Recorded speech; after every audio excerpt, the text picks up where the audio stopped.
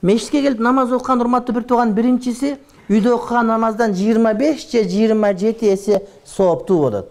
Экинчиси үйдө намаз окуганда дуаң кабыл болбогондугун Кудай билет, болгон болбогондугун. А мешитте кабыл болуктум өтө көп. Анткени дуалар ошол жерде кабыл боло турган адамдар болуш ыктымалы бар. Сен билбейсиң.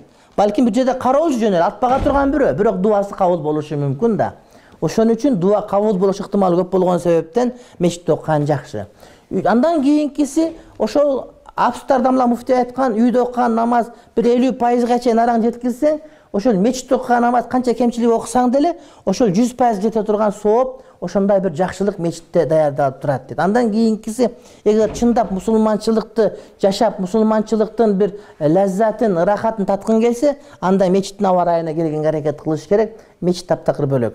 Пайгамбар алейхиссалам айтат да, чындыгы мусулман дейт, бул мечитте дейт, балык суда жүргөндө жүрөт дейт. Елестетип көр. Кургактагы балык менен суудагы балыкты. Ошон үчүн тирүү балык болгоң келсе, анда мечитке келгенге аракет кыл деген сөз. Мечитке киргенде намазга же азанга чейин олтурбай тике туруш керек деген хадис барбы дейт. Ушундай текст хадис жок. Бирок пайгамбар алейхиссалам башка бир хадиси бар. Бир адам мечитке келгенде 2 рекет окумайынча олтурбасын дегени бар. Дароо киргенде, дароо 2 рекет намаз окуп, мечиттин акысында олтурсун дейт. Бирок бул качан нафил намаз макруh болбогон убакытта. Мисалы үчүн 5-ин астында келдиңиз, олтуруп айтып 2 рекет окуп, нафил намаз. Анан 4 рекет сүннөт окуп, анан парыз уюп кетсеңиз боло берет деген сөз да.